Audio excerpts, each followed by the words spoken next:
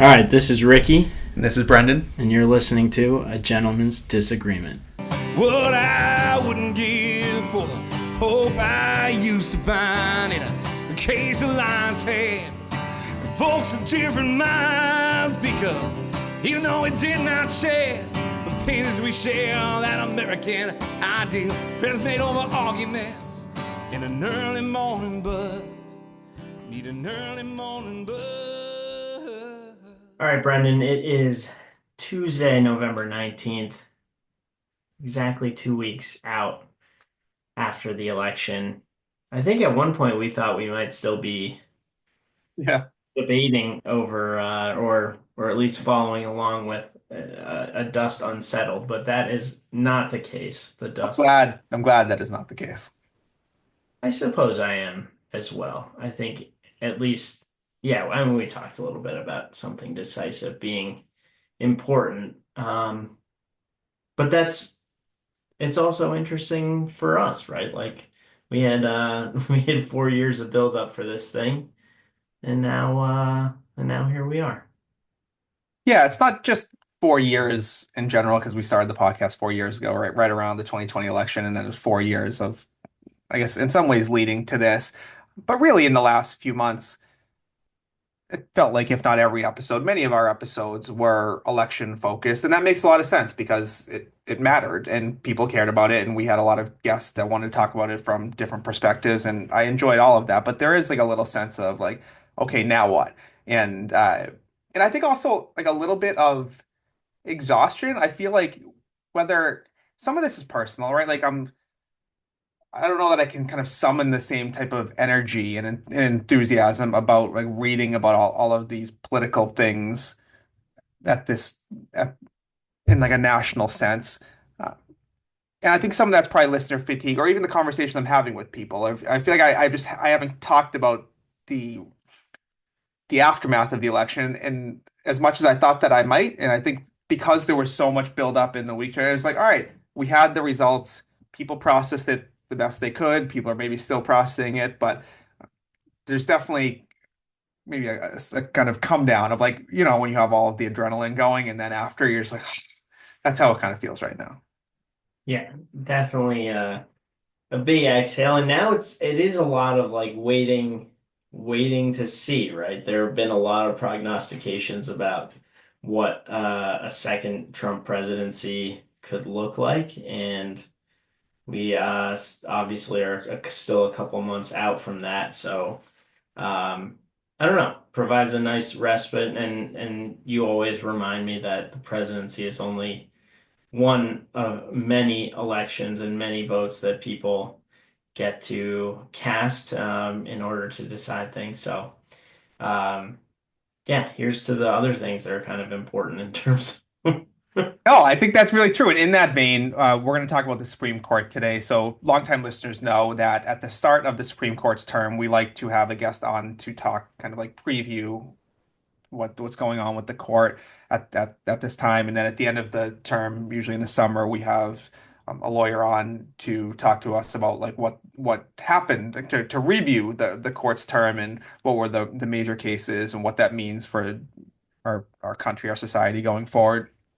So we're going to do that tonight, but I want to do it a little bit differently, Ricky, because uh, I feel like this is a good chance to kind of take stock of the court as an institution, like in the wake of a tumultuous couple of years on the court, a radical couple of years, depending on your perspective, and in the wake of President Trump's election.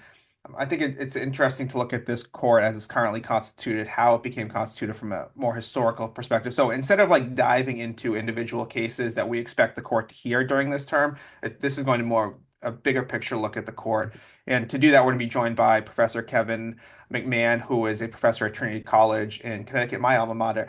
And I came across Professor McMahon's work because he just is out with a new book which is concluding his trilogy of looking at the court. And I was like, this guy might be perfect to give us some historical context on this court at this moment. So really excited to talk to him tonight. Yeah, looking forward to it. All right. So there's a famous kind of quip that originated by a humorist during the FDR court packing era, and that quip was the switch in time that saved nine, and referencing one of the judges who seemed to have switched his judicial philosophy, his jurisprudence from one side to the other to keep the court at nine justices in the face of Roosevelt's court packing plan proposal. But Ricky, I was thinking about when you think about our sponsor, is that a login time saves nine. So if you've been waiting to kind of replace some of your furniture, I want everyone to remember that you should look at the cardworking craftsmen over at Cannon Hill Woodworking who've been building handcrafted high-end custom tables and desks in Boston since 2018. That's Cannon with two N's. You can check them on Instagram or visit them online at www.cannonhillwood.com. Ricky, we are very much in like the send out your Christmas list type season at this point. So if that's something you're looking around your house, it's always better to do it early than late, is what I've learned, Ricky. Very true. All right, let's bring on Professor McMahon.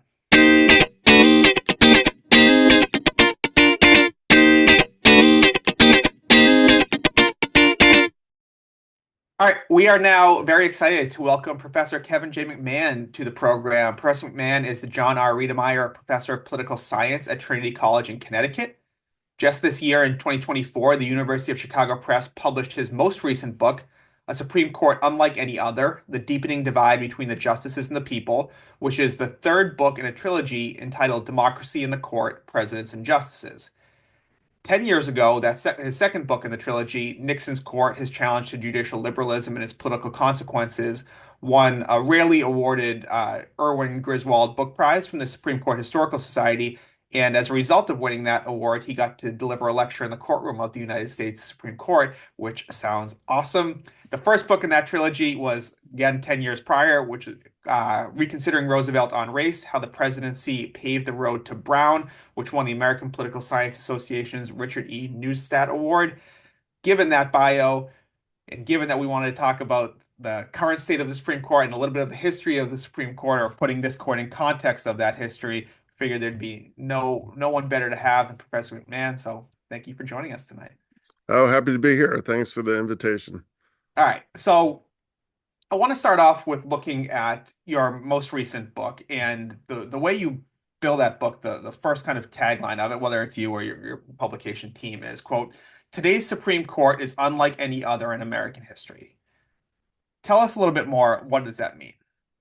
Yeah, well, what I was trying to do with the book and that particular idea is that if you compare this court to other Supreme Courts, so the book really doesn't deal a lot with the conservatism of the court. Obviously, this court has been identified as a very conservative court, and people tend to analyze its decisions, like the Dobbs opinion obviously gets the most attention.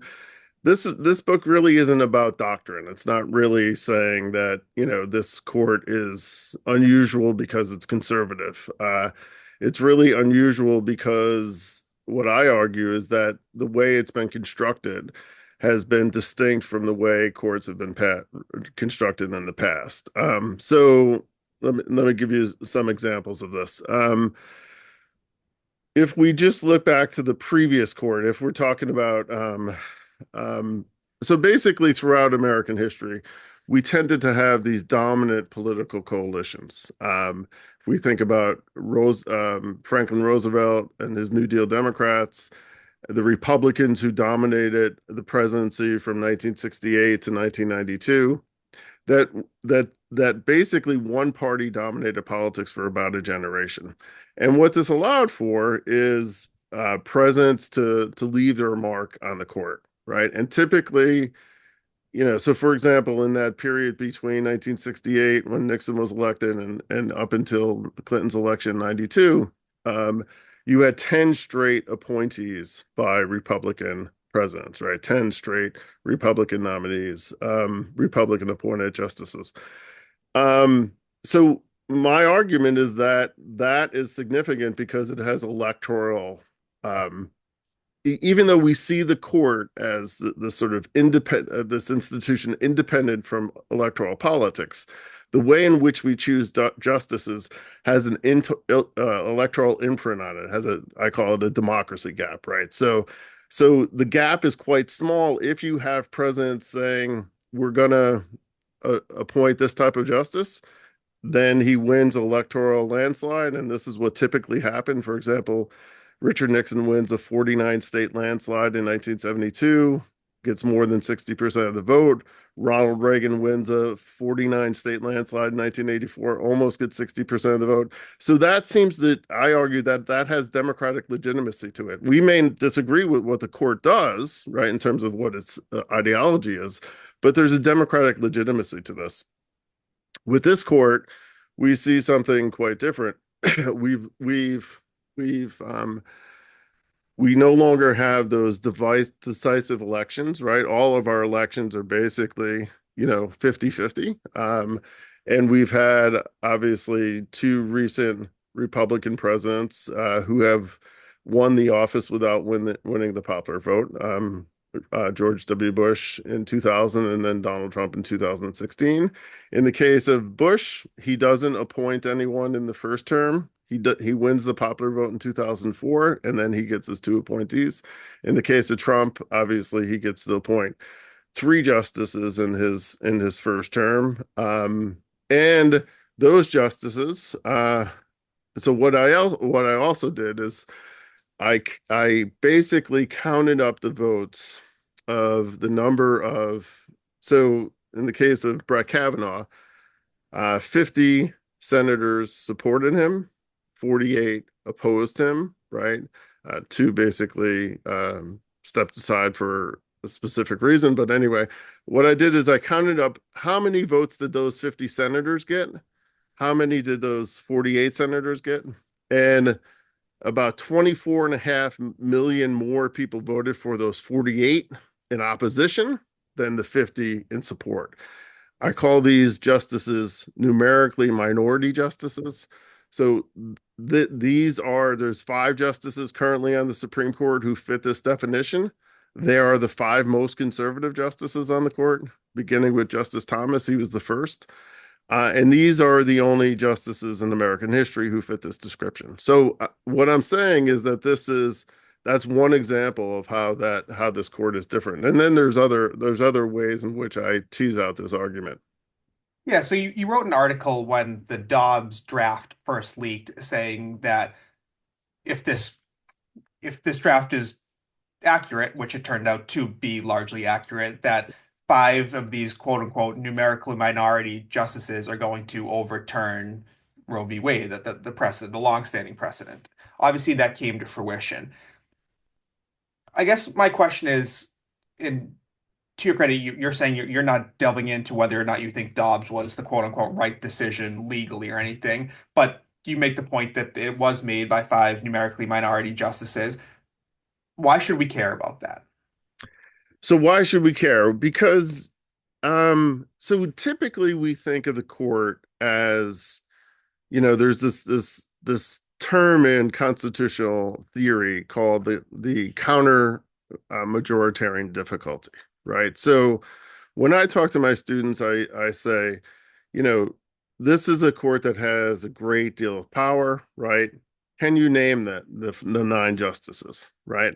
And many of my students will have difficulty naming them. Some, some will have 1 or 2, another one will have 1 or 2, and by the end we'll get the 9. But it's sort of it's sort of difficult to get there. And occasionally you'll have a student who knows all 9. So good for him or her. But so these justices have a great deal of power. A lot of the decisions are 5-4 decisions, and so this idea of counter majoritarian difficulty, we call ourselves democracy. We value this democracy. But when the court strikes down, let's say, a state law, what it's really doing is it's saying that those legislators who passed that law, the governor who signed it, if we assume the governor signed it, they got something wrong, right? They misread the Constitution. They passed a bill that was inconsistent with the Constitution. So it's counter to the majority, right? Majority meaning the elected representatives in a state legislature or in the U.S. Congress. So Democratic theorists have long struggled with the role that the court has played in a democracy. How can you really say that an unelected group of justices who sit for life, right? Uh, Clarence Thomas was appointed in 1991. He's been on the court far longer than most of my students have been alive. How can you really call it a democracy if um, this single entity, the single body has such a powerful position? And what these democratic theorists have argued is that, well, it really doesn't work that way because there's enough change, and they link it to these elections that I talked about earlier, that the court ultimately will come around and endorse what Robert Dahl calls the dominant political coalition, right? That the court can't sit long for in conflict with the electoral the elected democratically elected institutions. So that's why it's important that the court has historically been in alliance with those institutions, and this court has the possibility that it won't do that anymore. That's really the argument. All right, so I feel like in reading some of your articles, one of your favorite quotes, and correct me if I'm wrong, is from Robert McCloskey, who Right. said that in 1960, quote, the court had really, quote, lagged far behind nor forged far ahead in America, and that the justice had, quote, seldom strayed very far from the mainstreams of American life. And I imagine that's kind of what you're talking about, where Exactly. the Yeah. court evolves over time, largely maybe a little ahead, maybe a little behind, but like largely in step with American, where like the majority of mainstream America is, because Americans are electing presidents who, whether it's the Roosevelt years in the mid Hmm. 19th century or the Nixon Reagan years and Bush years in the later 1900s, that matches kind of where mainstream America is. And so Exactly. Hmm. and so your point now is the court is out of step with where it seems the majority of Americans are. I mean, it's set up to be out of step. That's where the way it was constructed is different than the way previous courts have been out of step. And then I start with the Dobbs decision, which suggests, that it's very much out of step.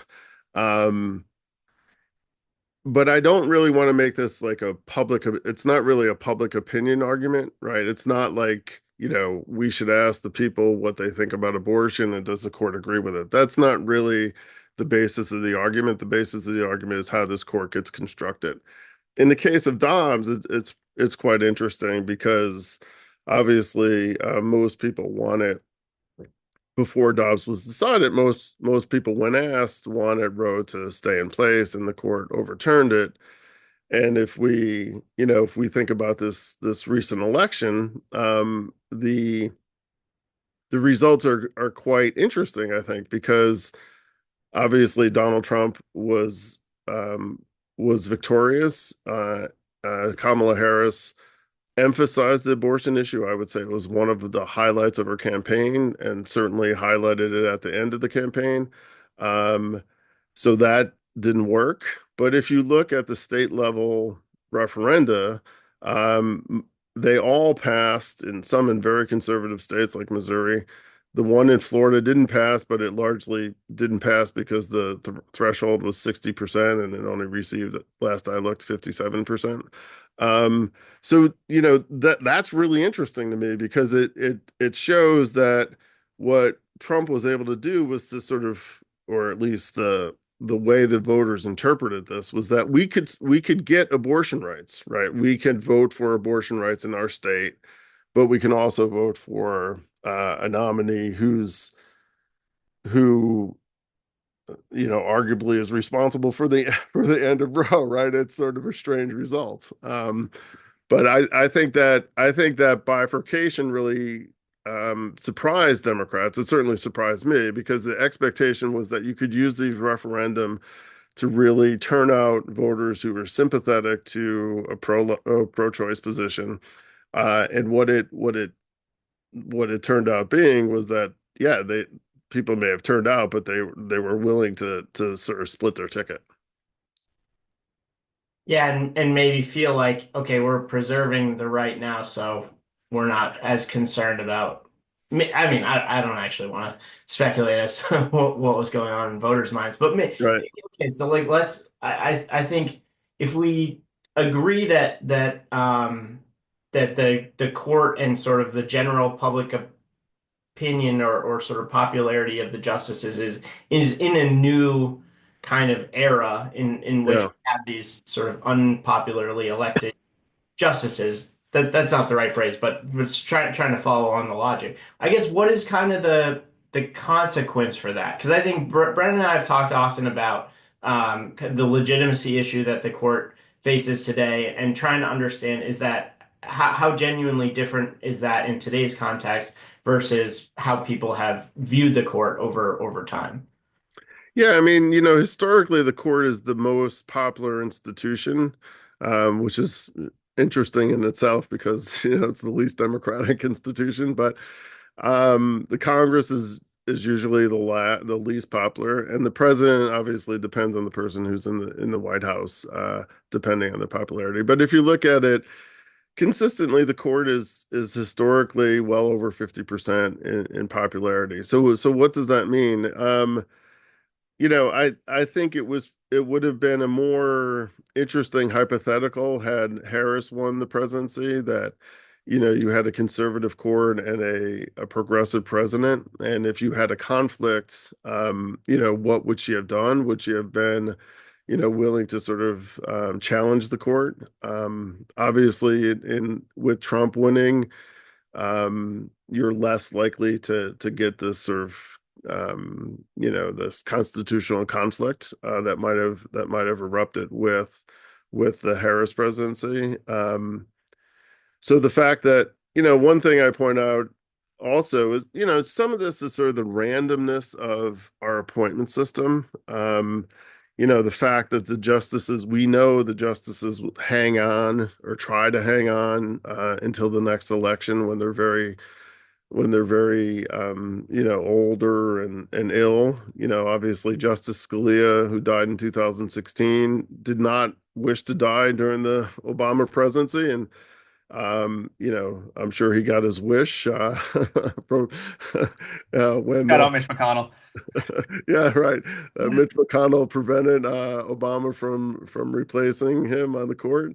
And then, even more glaring was the fact that Ruth Bader Ginsburg, even Obama tried to convince her to retire when he was president. She chose not to, and she was clearly hanging on, right? Waiting to thinking that Hillary Clinton would have won in 2016, and then obviously hoping that Biden would have won in 2020. And this is sort of the strangeness of our politics, I think. If Ruth Bader Ginsburg had lived another 4 months and died in, say, January, 20th or of 2021, Roe versus Wade would still be the law of the land, right? It'd be a weaker version. It'd be sort of similar to what Chief Justice Roberts wrote in his opinion in the Dobbs case.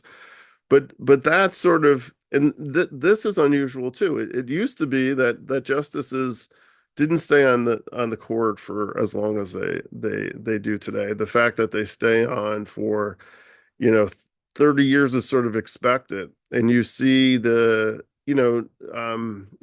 not unusual that presidents sought to choose people who are younger as opposed to older, but some of the great justices were appointed when they're older, were over 60 years old, including people like Oliver Wendell Holmes. And Ginsburg was 60 when she was appointed. Today, basically, if you're over 55, you're just out of contention, right? The idea is that you want to appoint somebody who's about 50 years old, that that and you want them to serve for a very long time. And what this means, and getting back to that idea of the democracy gap, is it means that it's less infrequent that presidents get to change the court organically, right? Both presidents get to do that, elected presidents and the Senate who confirm these justices, right? So we used to have turnover around every 2.2 years. Now it's well into the like 3.5 years. And the likelihood is that's going to expand. You know, Clarence Thomas had a very controversial confirmation, and he was certainly very upset when he soon after, even though he was confirmed, he was upset about the ordeal that he had to go through. And soon after his confirmation, he said he was very young when he was appointed. He was only 43. And he said, I intend to serve for 43 years because liberals made my life miserable for 43 years, and I'm going to make their life miserable for 43 years, right? So if we take him at his word, and he's able to, health is in his favor. And no other justice, he's the oldest justice, he's 76. No other younger justice retires before him. We won't have another appointee until 2034.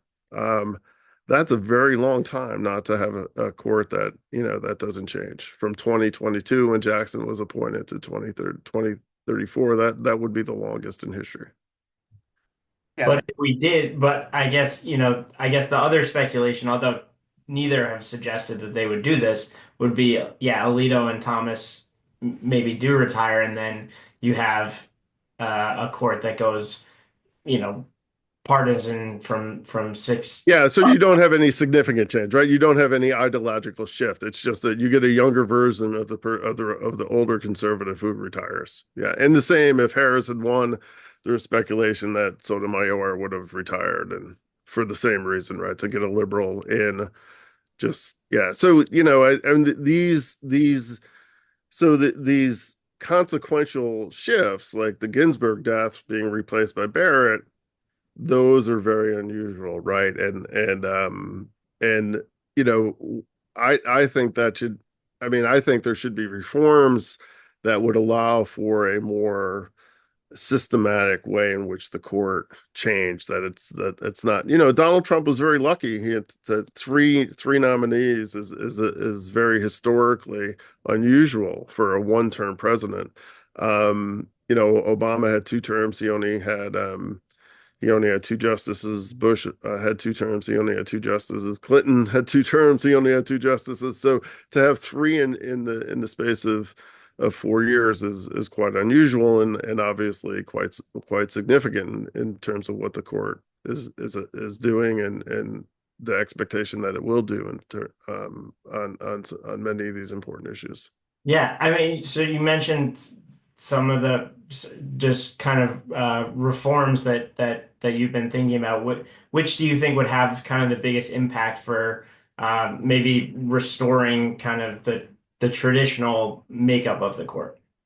Yeah, I mean, like one reform is the court packing. I mean, certainly progressives push this idea at various times that the argument, which I sort of disagree with, that the Scalia seat was a stolen seat, right? Meaning Garland should have been confirmed or at least considered. I sort of push back on that idea, but expanding the court, you know, to try to balance it or to give a progressive advantage.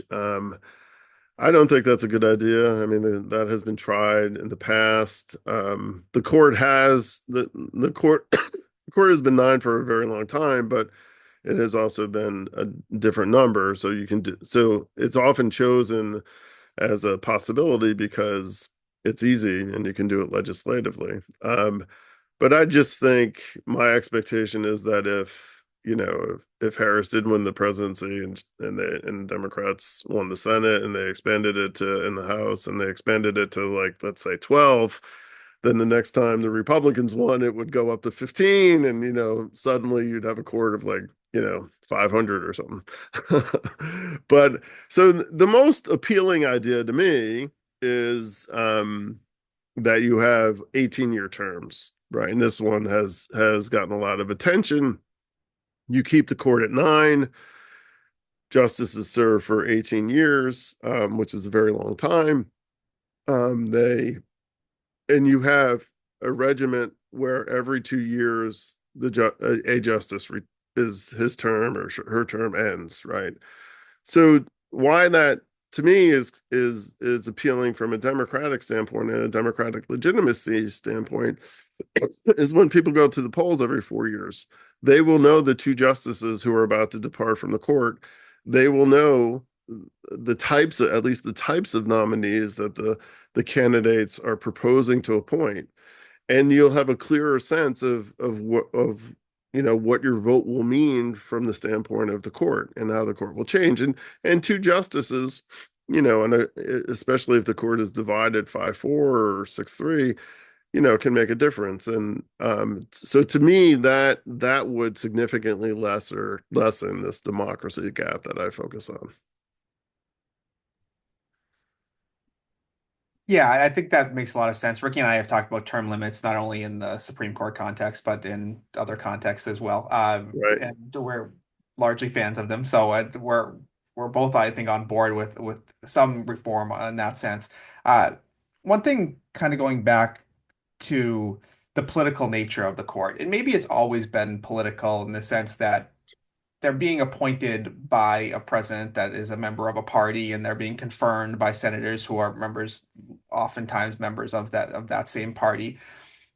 So maybe this isn't new at all. But I do wonder, kind of, when we talk about like the legitimacy of the court in the eyes of the country, when you have justices who are kind of like we were saying before, of just hanging on until they can be replaced by a president of their kind of their party, right? Like, even though, Justice Scalia maybe wasn't, although he was, like, if you like explicitly Republican, he was clearly waiting until a Republican was in office so that he could retire. Same thing with RBG, and whether it's Sotomayor or Thomas, or the last one I can remember is Souter retired. So Souter was a H.W. Bush appointment, I believe, and then retired during Obama's tenure. Yeah, but he was a liberal, right? He had moved to the liberal side of the court Right, by the time. right. So I guess I kind of like my bigger question is just how does that impact, do you think, like the legitimacy of the court, of these justices kind of explicitly waiting for a Republican or Democratic president to retire so that those presidents can then appoint another justice in the same lineage? Yeah, no, I mean, I think that's a problem. I mean, I think the idea that, you can't be, if you, I mentioned this earlier, but, the fact that some of the great justices, some of the justices who are considered legends of the law were appointed later in life, right? That meaning over 60 years old. And the fact that in an 18-year term, you could still appoint somebody who's 60 and that, most likely they would be able to serve out that term. The fact that you have to be, basically 50 years old or younger, I think it really shrinks the pool. I mean, the argument I make is that the justices are really chosen from this very small slice of America, right? I used to be able to tell my students that if you want to be a Supreme Court justice, you could go to any law school you wanted as long as it was Harvard or Yale, right?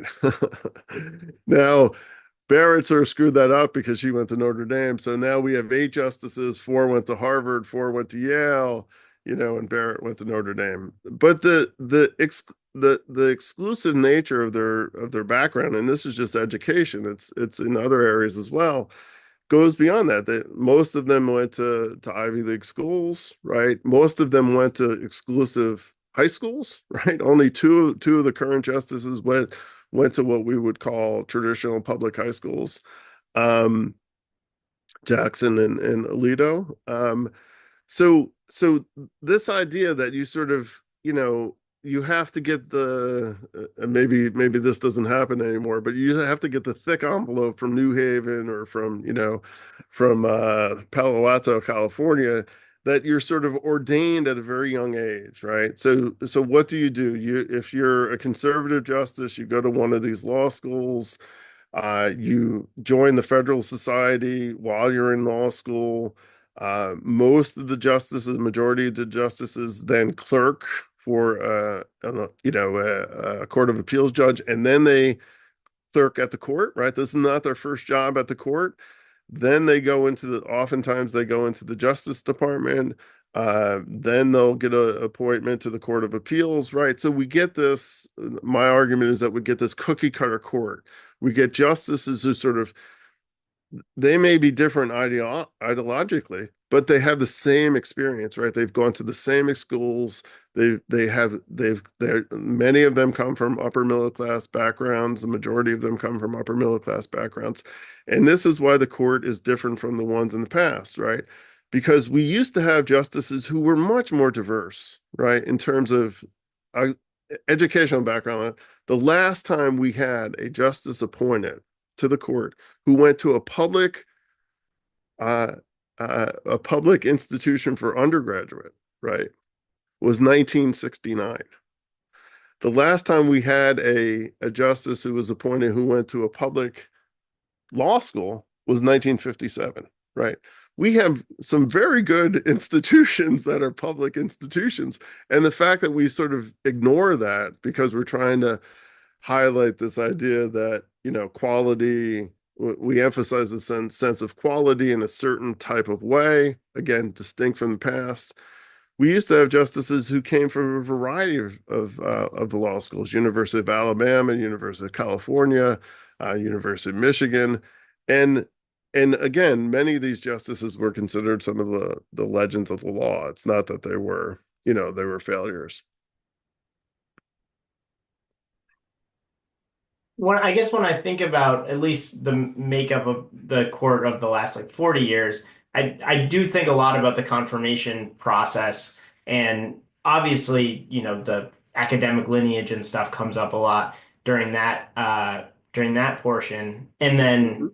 Brendan likes to remind me a lot about the changes that Harry Reid brought around. I guess how do you think, the role of the confirmation process could could do anything to maybe address some of the concerns that you have, and or is it in its current form, because all you really need is 50 plus the VP, no Right. longer no longer a way to get candidates that on their face are maybe a little bit more apolitical, even if we know Yeah. exactly. Well, yeah, that's an excellent question, and that's certainly a key change. So if we go back to earlier when I was speaking about the Nixon and Reagan, Republican Party that was so dominant from 68 to 88, most of the nominees that they appointed were compromise nominees because not only because of the filibuster, but a lot of the time the Democrats held the Senate. So you had these justices who were supposed to be conservative, but ended up being sometimes quite liberal. John Paul Stevens is an example. Harry Blackman, the author of the Roe decision, is an example. Souter, who we spoke about, is another example. Right. So there was this sort of check that you couldn't just appoint extremists, and this is part of my argument with regard to current current day court to that court. You had Republicans winning massive landslide elections, right? Set 42, 49 state landslides in the space of 12 years. And they struggled to get their types of justices on the court, right? They did not get the type of doctrine that they wanted. They did not get the results that they wanted. That Roe versus Wade wasn't overturned. School prayer wasn't overturned, right? You can sort of affirmative action wasn't overturned. You can sort of tick them down. And then if you compare it to the current day situation where you have two Republican presidents who don't win the popular vote, um, again, Bush doesn't appoint anyone until he does win in 2004. But in the case of Trump, somebody who doesn't win the popular vote and then has these, numerically minority justices, they're more successful in getting the types of conservative results that they want, right? So I'm raising this question, does that pose more problems from a historical point of view with regard to, how close the court is to American democracy? Yeah, one of the things you say in the book is you're talking about kind of the altered process of nominating and confirming justices. Is that what you're talking about? Yeah, well, I mean, sorry, I didn't finish that thought. So another role that the Harry Reid reference, another thing that's going on there is the filibusters in place. And for most of American history, when the Senate offered some form of dissent, and this is not just in the recent past, but in the distant past, well into the 19th century, the Senate's voice was strong. If there was opposition, it usually meant that um, a nominee was not confirmed. So I calculate this idea of contentious justices. So a contentious justice is a justice who gets more than 25% no. Most of the people who had more than 25% no in the confirmation vote did not were not confirmed. Sometimes they were withdrawn for whatever reason. They didn't become a justice. Now what you have is basically instant opposition. If Donald Trump has another nominee, let's say Thomas decides to retire early, um, we know that there's going to be, 45 Democrats who are going to say no. But in the past, that meant something because you had the filibuster. But with the filibuster now gone, it basically just means a more partisan process than you had in the past. And we're seeing the result of that. We're seeing that the court itself is also becoming more divided ideologically, right? That basically the six conservatives are off by themselves and the three liberals are off by themselves. That we don't see the type of justice like in the case of Blackmun, was supposed to be conservative but moved to the moderate and then liberal side, or even Anthony Kennedy, the person who Brett Kavanaugh replaced, was supposed to be conservative, appointed by Reagan, and then was largely a conservative moderate for most of his time on the court. Well, that's why conservatives in the vetting process say like no more Kennedys, right? Exactly. Yeah, no, I Uh, mean this is the result of a lot of hard work by conservatives led by people like Leonard Leo and the Federal Society to try to identify people who were true believers, right? Who were going to be remain committed. They weren't just talking a good game when they were interviewed with the president, that they were true believers, that they once they got in the court, they were going to be committed to advancing conservative principles when they reach their decisions. yeah. So just kind of to now zoom back out, Hmm. and this is, I think, you're obviously an expert in this subject, the history of the court. One of the times where I think that the court was at its most precarious and most contentious is the beginning of the Roosevelt era, right? So you come off, and you talk about this in your book, where you have uh, the Lochner Court, which for those unfamiliar, which is a court, a very conservative court that was striking down all sorts of regulations that both the state and federal government was passing. And they were running head on into FDR and his New Deal, which was trying to expand the power of the presidency in a lot of ways. And that we have like the fa the famous kind of switch in time saves nine, right? And there's the reform that you had kind of floated earlier that's been a long liberal reform is like court packing. Like FDR was one of the people that had floated this plan of we're That's just going right. to pack the court to kind of get what I want accomplished. So, and obviously, it's not that the court hasn't been without controversy over these last 70 years. That's right. Whether it's Brown or Roe or whatever, there's been plenty of times where the court has been controversial. But it does seem in some ways like we are also at like this unique point that we haven't been in 70 years with this court and how the court interacts with the presidency. So I'm Mhm. curious, like if you have any thoughts on how the court, FDR was fighting a court to try to expand Mhm. the powers of the presidency. I don't think Trump's going to have to fight this court very hard to expand the No, I don't powers. think so. So what does that mean in terms of like what are some of the things that you're looking forward or not I mean not looking forward to in potentially a positive way, but what Right. that you're expecting potentially out of this court under this president over the next 4 years? Yeah, it's a very good question. I mean, you know, obviously the most important decision for presidential power is the Trump decision, right? Um and but the decision dealing with presidential power was one that wasn't a settled question, right? It was one that had to go back to the lower courts, and now we're not sure what's going to happen with those cases. So, and there's some stories out of the court that Chief Justice Roberts was concerned about the reaction that that this decision was being interpreted as sort of a giveaway to presidential power, and that he didn't intend it to be that. Um, it'll be really interesting to see to the extent that that Trump tries to use presidential power in ways that haven't been used in the past. Which we wouldn't be surprised at all if he did that. If this court tries to check him, because it may be an opportunity for the court to restore some of its legitimacy, at least for some Americans, right? A lot of Americans now view the court as basically willing to be a rubber stamp for Trump. Um, I mean, I really don't believe that. I mean, but this might be an opportunity for the court to say that, we're trying to define what we think presidential power should be in this day and age. And they understand that the presidency in particular is an evolving institution.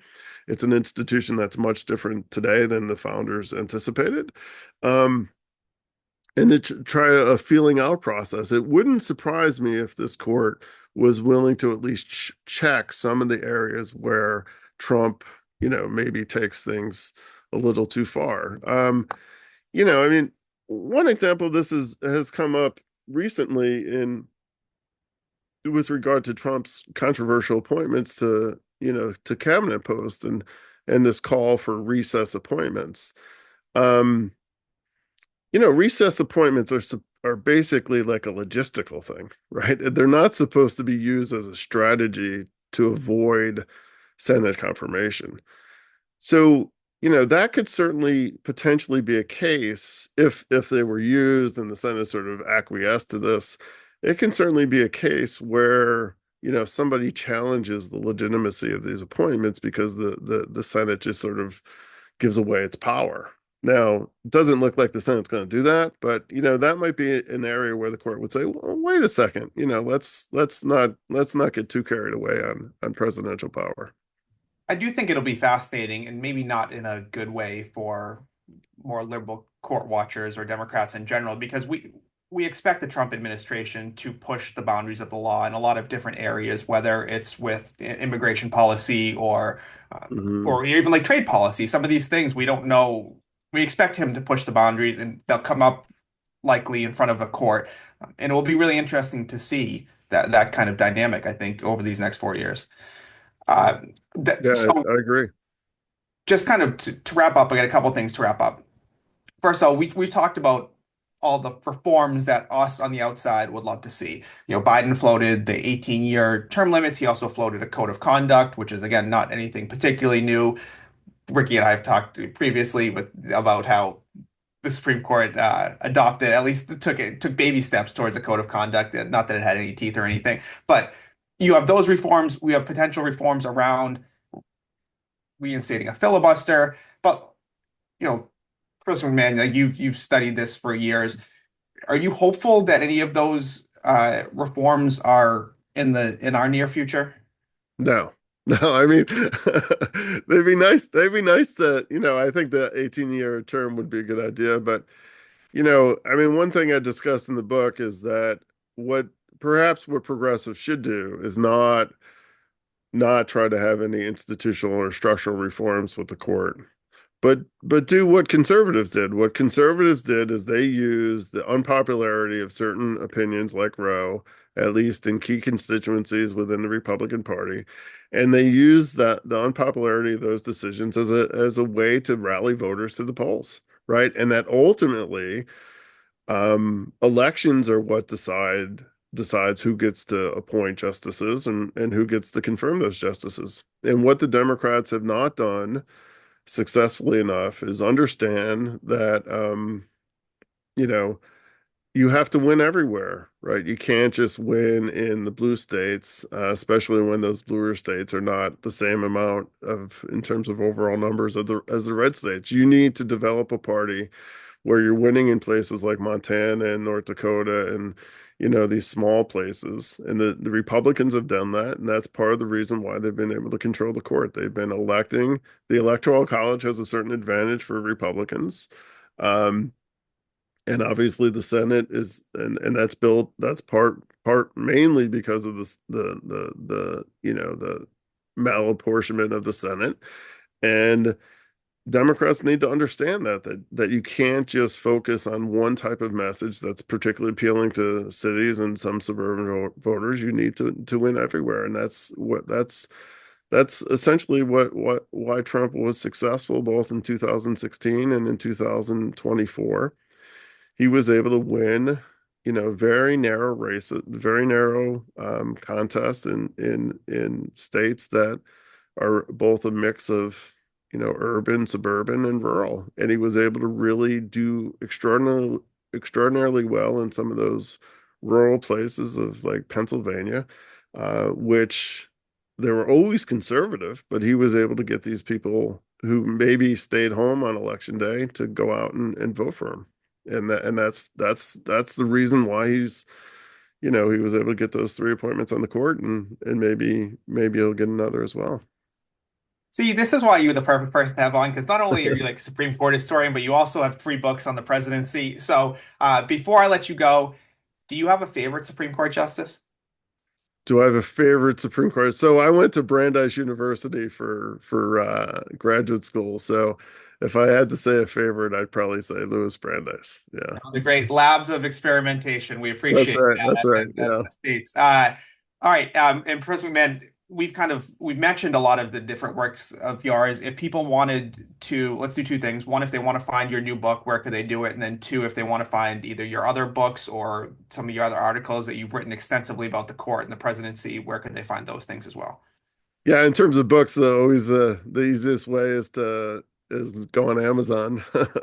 But if you just Google me, Kevin McMahon, Trinity College, I have a faculty profile, and you can find more. And I guess I used to have some links up there, but I'm not sure if they're still up. But yeah, that's the best way to find my bio.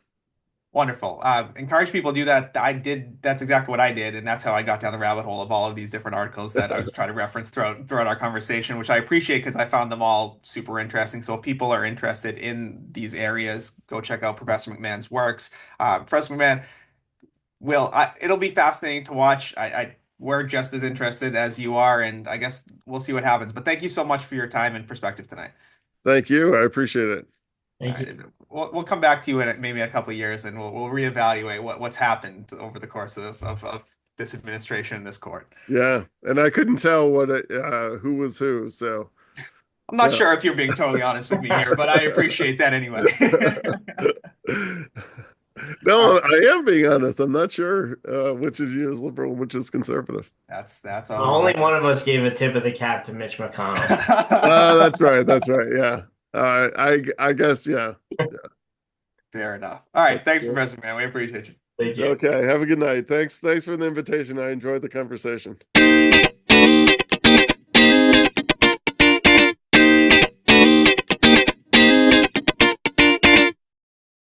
All right, Ricky, I got two thoughts for you. The first one is that I think that episode dovetailed really nicely with our conversation from last week with Patrick Rosensteel of the National Popular Vote Interstate Compact. And that's not to say that I necessarily agree with Patrick Rosensteel that we need a national popular vote for president, or that I agree with Professor Kevin McMahon about all the reforms needed for Supreme Court. But both of them are essentially arguing is that one of the main reasons that people are kind of losing faith in their government, whether that is the president or Congress or the court, is that people don't feel like they are really being represented. And the only way to really change that are through like systemic reforms.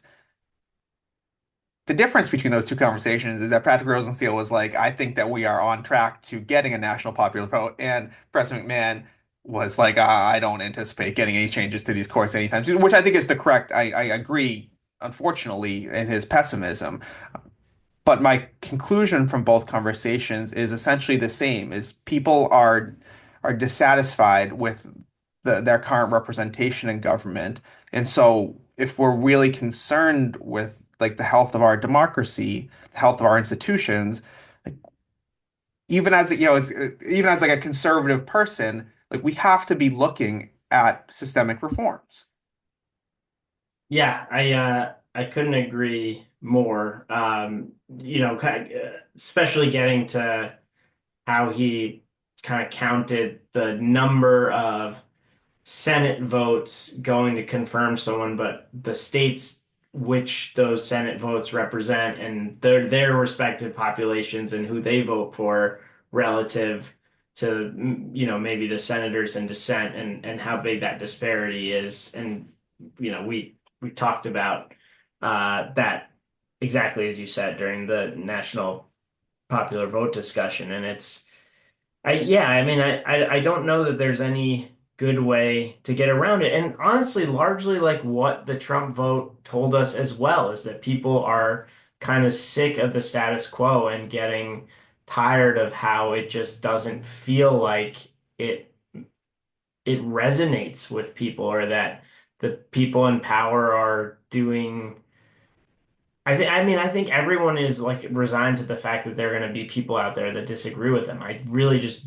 don't think that there's anyone out there that feels like it's always going to be my way and eventually like everyone will come onto my side. I like it doesn't I think for most people that understanding is there, but then you get into these instances where yeah, not a president who loses a popular vote by 5 million votes now has nominated three Supreme Court justices who are likely going to serve for the next, 25 to 30 years apiece.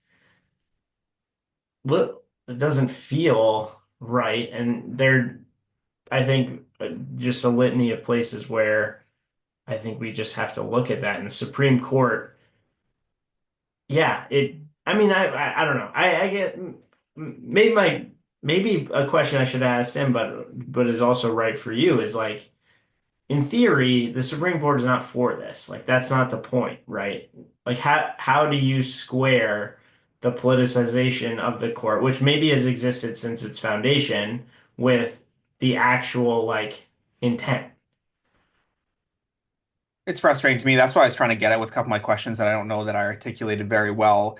And that's where, Ricky, like on the one hand, it's these systemic reforms that I do think are necessary. On the other hand, it's like we need to be asking more and expecting more out of the people in these positions of power. And that goes really at each of the branches of government. So we talked about all three, right? But if the presidents have I think Professor McMahon did a really nice job of laying out how even though the Republicans controlled the presidency from 68 to 92, it wasn't and the court became more conservative under Rehnquist in the 90s and 2000s, but it's not like it's now, right? Like all of these he mentioned all of them, whether it's abortion, affirmative action, guns, all of these kind of big swings the court has taken, despite having 10 straight nominees.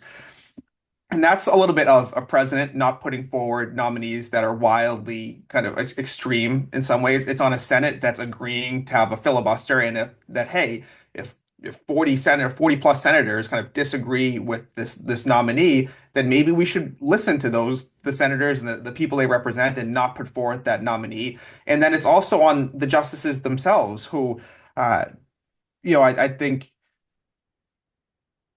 there's something to be said for like ideologues, right? And as Professor McMahon said, like true believers. But there's also something to be said for people that care about like the legitimacy of the court. And that's where long had conversations about like the difference between a Roberts and a Thomas. And part of me as like a lawyer and a thinker does kind of empathize and side with those people, whether it's a Roberts and a Thomas, I mean a Thomas and Alito, or a Sotomayor and say Jackson now, although our jurisprudence is still evolving. Like the people that are just like this is the right answer. But I also there's danger in that. Alito was caught on kind of like a secret microphone a couple years ago, and he was pretty much someone was asking about like polarization in the country, and he was like, "Yeah, it's really important because ultimately these are fundamental values that can't be compromised on, and somebody's got to win." And that's where I think it's a we talked about that in the aftermath of the Trump election too, of it's become like a zero-sum game, and conservatives are winning that game right now. And so in that sense, like great for conservatives, but like in the grand scheme of things, I just have to expect better from these individuals because this is why people don't have confidence in our institutions. Yeah. Individuals are letting us down, is what I'm going to say. Yeah, 100%. And I think as I think about it, it is really like, I mean, if you think about, I guess you going back to Harry Reid and getting rid of the filibuster, right? This was a party in power feeling like it couldn't exercise whatever power that it wanted to, but in doing what it did, really sort of laid the foundation for the last 10 years and all three Trump appointments, right? Or at least, two out of Yeah, three. yeah, And the the reality is, I guess, is that we would have to get to a point where a party in power is yes, willing to cede that yes. power in order to shore up these institutions for the next generations. And that, based on the way that we've like, based on the way that we run our primaries, like based on all of these different things, is so seems like such an impossibility. Like that somebody could be, hey, I'm here because I believe in the structure and the values and the principles of our institutions, and I see that we, for a long time we had these guardrails and we changed them for political expediency, or many of them were just kind of things that people did the way it was done, and people realized that they didn't have to do it that way, and so short-term gains, right, over like long-term preservation of the system has been the name of the game for at least since we can remember, if not longer. But in order to get us back on track, like you said, the fundamental reforms have to come, but the only people who can do them are the ones that stand to lose, the ones that can't enact probably, their sweeping reforms that they want to, whether it's left or right, if they make this democracy like a slower process. But the courts clearly exemplify how far we're getting from what the idea was, right? That we'd have these checks and balances, that we'd have some that are directly democratic and others that are intended to be a little bit above the fray, to acknowledge that democracy doesn't get everything right all the time, and we should figure out how to balance that. I think that's really well said. I, not much more to add there. Oh man, you're leaving me on a high note. I usually go down, but I don't know. It's still just I think kind of a fascinating thought exercise that we got to go through, and uh, as uh, as we always say, very lucky to get to have these conversations. And here's to many more for that. All right, I guess we can leave it there. Till next time, buddy. I'll see you. What I wouldn't give for the hope I used to find in a case of lion's head. Folks of different minds, because even though we did not share the pains we share, that American ideal, friends made over arguments in an early morning buzz. Need an early morning buzz.